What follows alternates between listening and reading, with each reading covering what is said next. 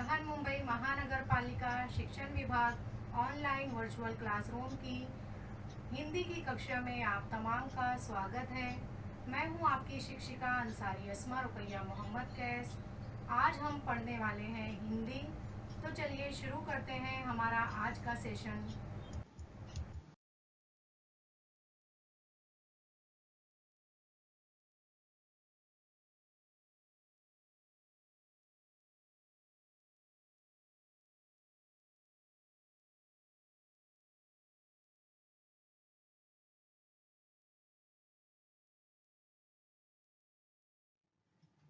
MCGM online virtual class Mumbai, विषय हिंदी, कक्षा 8वीं। मैं हूं आपकी शिक्षिका अंसारी अस्मा रुकैया मोहम्मद कैस। छात्रों, आपकी पुस्तक का नाम है हिंदी सुगम भारती 8वीं कक्षा। आपकी पुस्तक से हम पढ़ने वाले हैं आज पाठ क्रमांक 5 संतवाणी, जो कि आपकी पुस्तक में पान नंबर 33 पर मौजूद है। आप अपनी पुस्तक को खोलकर देखिए और हमारे साथ पढ़ने की कोशिश कीजिए। पाठ क्रमांक 5 संतवाणी। इस पाठ में 2 पद दिए गए हैं। पहला पद है संत मीराबाई का, जो हम पढ़ने वाले हैं। छात्रों, संत मीराबाई का परिचय है। संत मीराबाई की जन्म सन 1498 चौकड़ी ग्राम राजस्थान में हुआ। संत मीराबाई की मृत्यु सन 1546 द्वारिका गुजरात में हुआ। परिचय: मीराबाई बचपन से ही भगवान कृष्ण के प्रति अनुरक्त थी। आप साधुओं के साथ कीर्तन भजन करती थीं।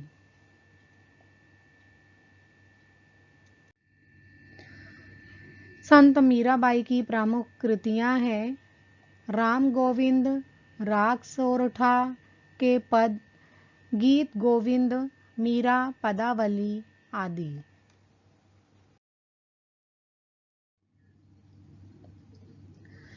पद्य संबंधी हम कुछ मालूमात जानकारी लेंगे। संत मीराबाई। प्रस्तुत पद में संत मीराबाई की कृष्ण भक्ति का वर्णन किया है। अपने प्रभु को मिलने की जो आस मीरा के हृदय में है, उसी का सुंदर वर्णन पदों में किया गया है। पग घुंघरू बांध मीरा नाची रे, मैं तो मेरे नारायण की आप ही हो गई दासी रे। लोग कहे मीरा भई बावरी, न्यात कहे कुल नासी रे। विष का प्याला राणा जी भेजा, पीवत मीरा हासी रे। मीरा के प्रभु गिरधर नागर, सहज मिले अविनाशी रे। छात्रों, इस पद में संत मीराबाई अपने बारे में कह रही हैं कि मीरा पैर में घुंघरू बांधकर नाचती है। पग घुंघरू बांध मीरा नाची रे, पैरों में घुंघरू बांधकर मीरा नाचती है। मैं तो मेरे नारायण की आप ही हो गई दासी रे, मैं तो अपने नारायण यानी प्रभु की आप ही दासी हो गई हूँ। लोग कहे मीरा भई बावरी, लोग कहते हैं कि मीरा पागल हो गई है, बावरी हो गई है।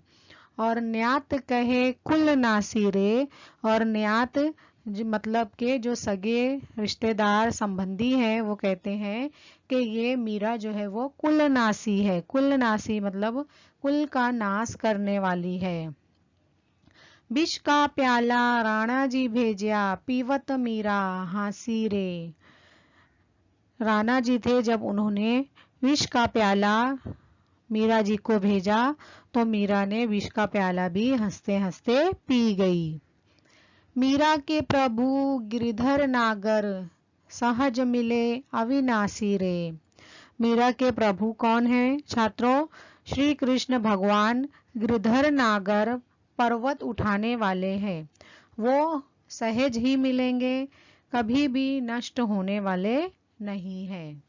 अब देखिए छात्रों, यहाँ पर आप लोगों को रेड कलर से कठिन शब्दों को हाईलाइट करके दिखाया गया है। पग पैरों में, अपही अर्थात स्वयं, बावरी अर्थात पागल, न्यात नातेदार, हांसी हंसते हंसते, अविनाशी जिसका कभी विनाश ना हो, जो कभी नष्ट नहीं होता उसे कहेंगे अविनाशी, और कुलनाशी अर्थात कुल में कलंक लगाने वाली।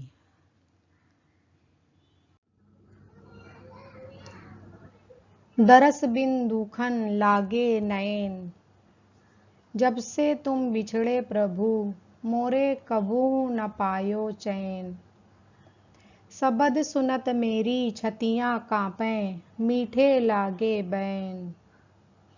बिरह कथा कासू कहूँ सजनी बह गई करवत ऐन।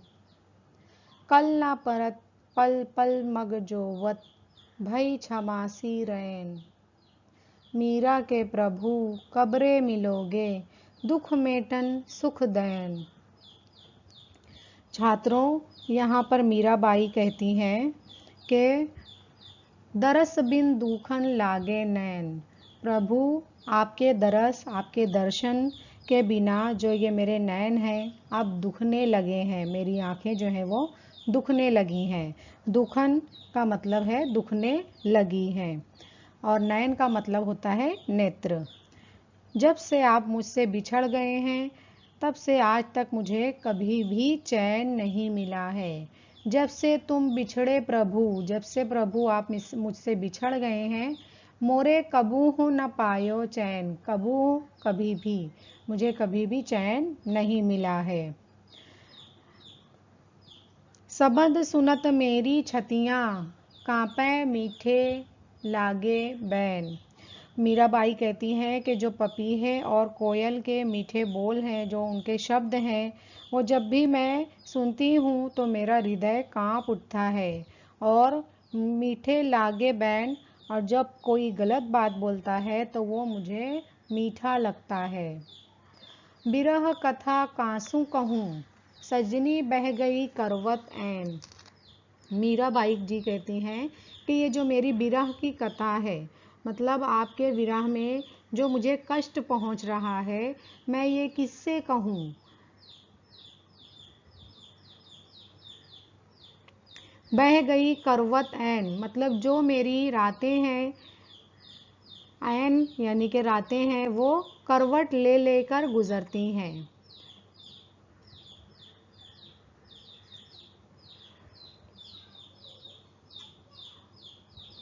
शब्द का मतलब होता है शब्द, बैन वचन, ऐन यानी कि ठीक, कल न परत पल पल मग जोवत भई छमासी रैन।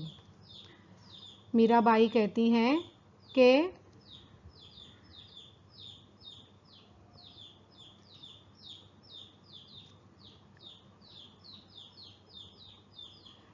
कल मतलब चैन, कल न परत मतलब मुझे अब चैन नहीं पड़ रहा है।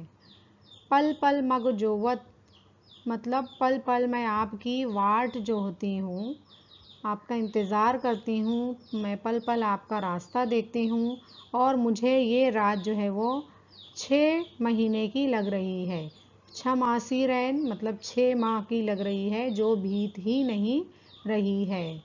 रैन अर्थात रात। मीरा के प्रभु कब्रे मिलोगे दुख मेटन सुख दैन।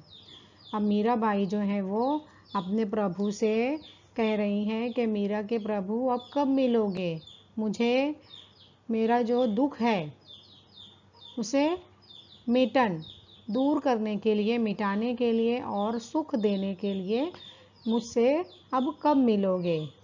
ये थी संत मीराबाई, जो अपने प्रभु के लिए इस पद में प्रभु से प्रभु को मांग रही हैं, उनको देखने की इच्छा कर रही हैं।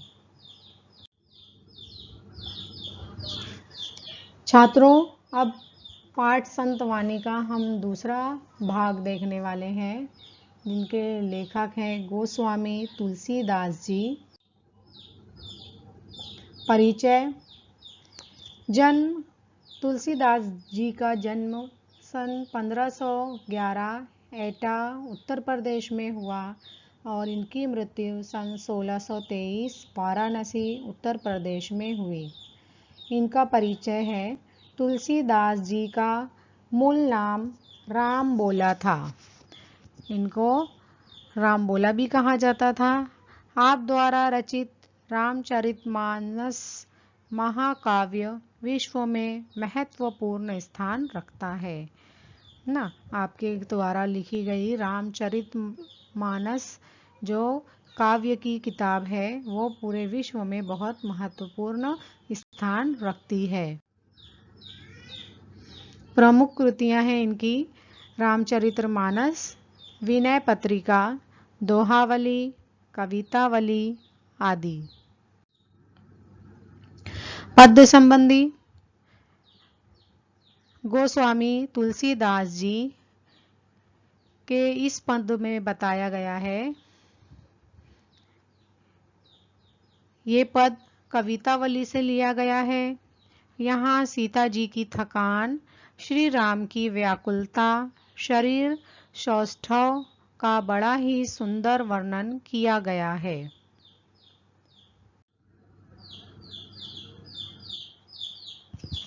पुरते निकसी रघुबीर बधू, धरि धीर दय मग में डगद्वय, झलकी भरी भाल कनी जलकी, पुट सूखी गए मधुरा धरवय, फिरी बुझती हैं चलनो अब केतिक, पर्ण कुटी करी हो कित भवय, तीकी लखी अतुरता पीकी, अखियां अति चारू चली जलचवय। गोस्वामी तुलसीदास कहते हैं कि राम, लक्ष्मण और सीता वन के लिए प्रस्थान कर रहे हैं। अभी वे अयोध्या नगर से बाहर निकले हैं। सीता जी ने धैर्य रखकर मार्ग पर 2-4 कदम ही रखे हैं कि परिश्रम के कारण उनके माथे पर पसीने की बूंदें झलकने लगीं। सीता के मधुर अधर सूख गए, उनके होंठ सूख गए। फिर वे अपने नाथ श्री राम से पूछने लगीं कि अभी और कितना चलना है, पर्णकुटी कहाँ बनाओगे।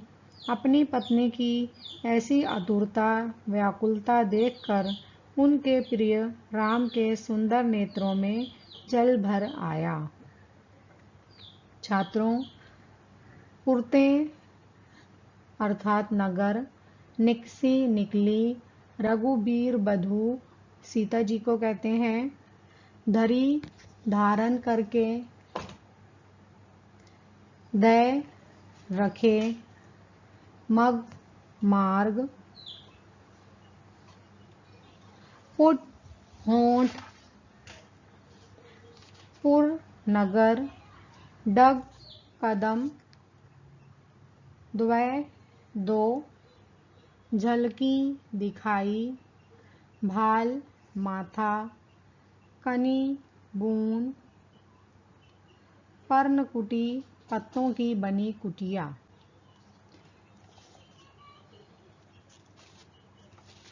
तुलसीदास जी लिखते हैं कि रघुवीर की वधू सीता जी जैसे ही अयोध्या नगरी से निकलकर कुछ रास्ता 2 कदम चली थीं, तभी उनके माथे पर, भाल पर पसीना आ गया, पसीना छलक गया और उनके जो पुट थे, उनके जो होंठ थे, वो भी सूख गए। फिर सीता जी थक कर पूछती हैं, बूझती हैं, किससे पूछती हैं? श्री राम जी से पूछती हैं। केतिक मतलब कितना। सीता जी राम से पूछती हैं कि अब कितना चलना है। पर्णकुटी मतलब पत्तों की कुटिया। हम कहाँ बनाएंगे? ऐसा सीता जी राम जी से पूछती हैं। तो अपनी पत्नी की व्याकुलता देखकर राम जी की आंखों में आंसू आ गए। जल चुए मतलब पानी आना, पानी टपकना। जैसे बारिश आने पर छप्पर चूता है, इसी तरीके से राम जी की आंखों में भी अपनी पत्नी की व्याकुलता देखकर पानी आ गए, पानी टपकने लगे।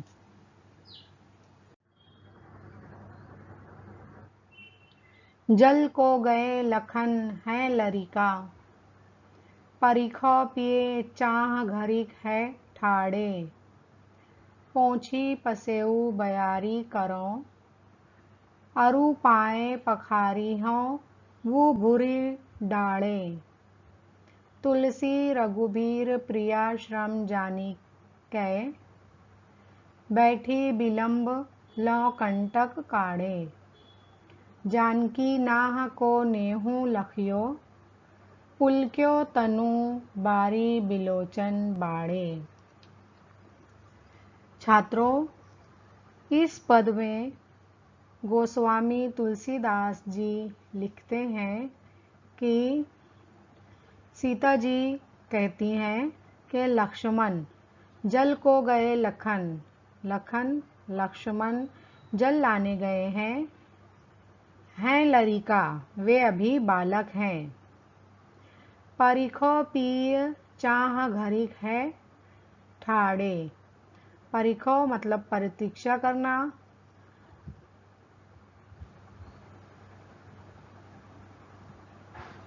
पिय प्रिय। सीता जी कहती हैं कि हे प्रिय उनकी प्रतीक्षा करो। चाह घरिक है ठाड़े, घड़ी भर छाया में खड़े रहो। पोंछी पसेऊ बयारी करूं, सीता पति का पसीना पोंछ कर उनको हवा करने लगी। अरु पाए पखारे हों बुभुरी ढाड़े, और गर्म रेत में चलने के कारण पति के जलते पैरों को धोने लगी। तुलसी रघुबीर प्रिया श्रम जानी कै, तुलसीदास जी कहते हैं कि राम ने जब सीता को इस प्रकार श्रम करते देखा तो बहुत देर तक उनके पैरों में चुभे कांटे निकालते रहे। बैठी बिलम्ब लव कंटक काढ़े, तो राम जी जो है सीता जी के पैरों में चुभे हुए जो कांटे थे, कंटक थे, वो निकालने लगे। जानकी नाह को नेहू लखियो, तो सीता जी जो है जानकी सीता जी अपने नाह यानी कि अपने नाथ, अपने पति, अब श्री राम जी को, अपने पति को अपने प्रति ऐसा प्रेम देख कर उनका शरीर पुलकित हो उठा और उनके नेत्रों में जल भर आया।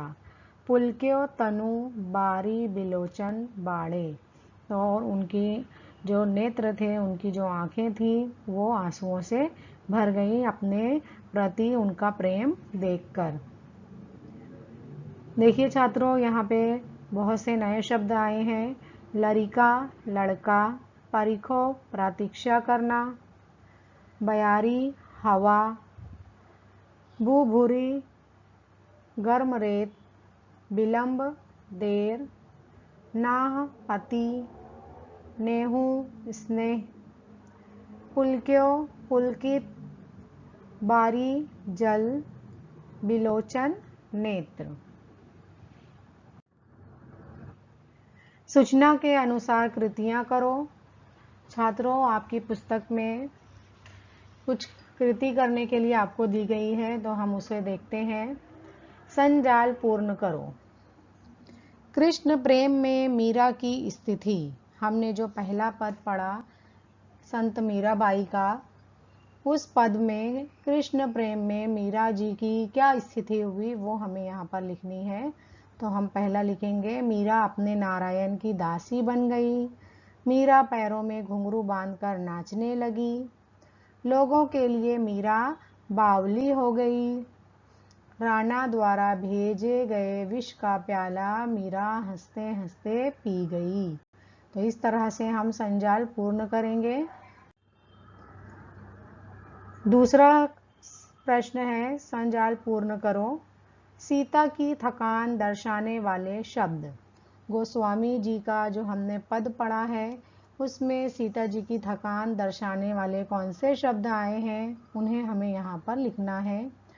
तो हम लिखेंगे, सीता के माथे पर पसीने की बूंदें झलकने लगी, उनके मधुर होंठ सूख गए, वे पूछने लगी अभी और कितना चलना है और पर्णकुटी कहाँ बनाएंगे। इस तरह हम संजाल पूर्ण करेंगे बच्चों। तीसरा प्रश्न है, प्रवाह तालिका पूर्ण करो।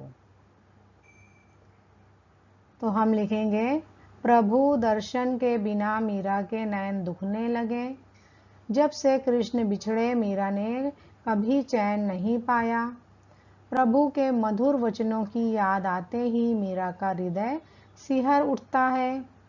कृष्ण के वियोग में मीरा को रात 6 मास जितनी लंबी लगती है।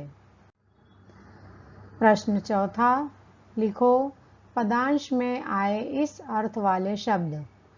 जो हमने पद पढ़े हैं उसमें जो शब्द दिए गए हैं उनके अर्थ हमें उस पद में से ढूंढने हैं। पहला है नयन, नयन के लिए पद में शब्द आया है, नयन के लिए आया है नयन। कांटा, इस शब्द के लिए पद में आया है कंटक। सुंदर, चारु, शरीर, तनु, गृह कार्य। प्रश्न, पद की 2 पंक्तियों का सरल अर्थ लिखो। बच्चों, आप लोगों ने पद को सुना, उसके अर्थ को समझा, तो कोई भी 2 पंक्तियाँ जिसका अर्थ आप लिख सकते हो, आप अच्छे से सुनिए और उसे अपनी वही में लिखिए, अपनी कॉपी में तहरीर कीजिए। धन्यवाद, बहुत शुक्रिया।